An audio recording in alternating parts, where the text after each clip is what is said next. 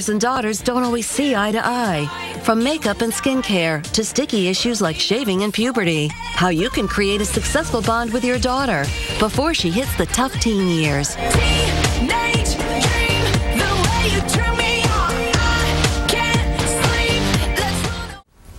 Well, we all know that puberty can be an awfully awkward experience, but just as uncomfortable can be talking with your mom about it.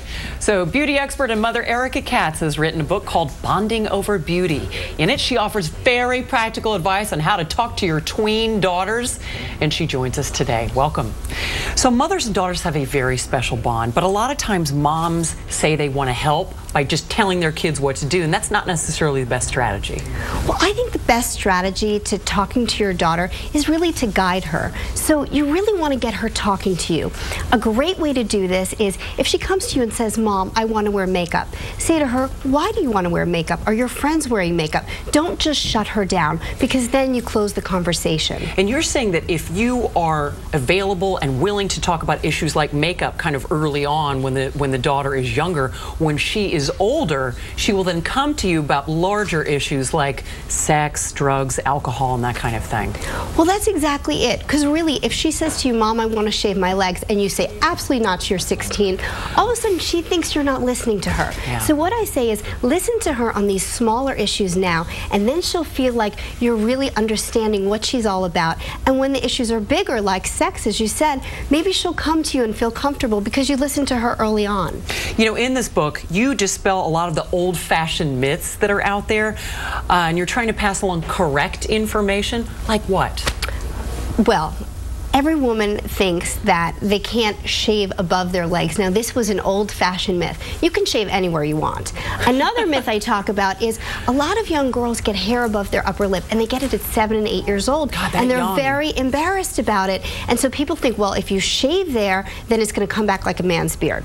Absolutely not true, because girls don't have the testosterone that a man has. So what I say is, yes, you can shave it, because waxing can be very painful for a young girl. Oh my gosh, absolutely. I mean, as young as 10 and need to do that? I can't imagine that. Well, you don't want kids teasing her at school, because remember, her self-esteem is the most important thing. And that's what the book is about. It's not about making her a beauty queen. It's about making her feel good about herself. So when she's in school, she can concentrate on math and reading, not doing the hair on her face. Doing what she's supposed to do, and not having something that she feels uncomfortable about. I mean, gosh, I remember going through that. I think we all did.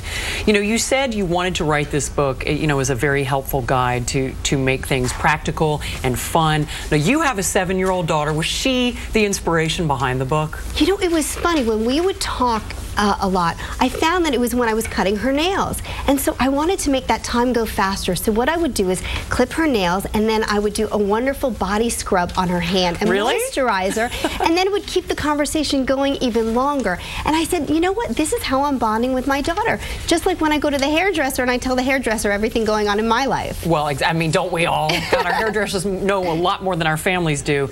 You know, you say the most important aspect of a relationship between the mother and daughter is trust.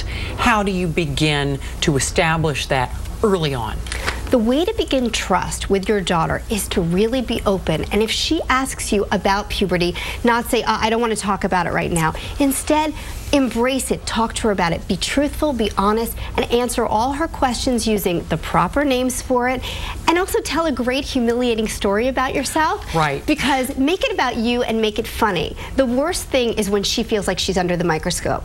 And also feels like maybe she's the only person alive who is going through this. Exactly, right? Exactly. Okay. All right. Thank you so much for coming in, Erika Katz. You know, I think every mom should get this book, honestly. You know, this really helps shed some light on how you can bond over beauty, how moms and daughters can come together and keep those lines of communication open, which is so important to establishing self-esteem. Erika Katz, thanks very much for being here. Thank you so much. All right, let's get a weather check now.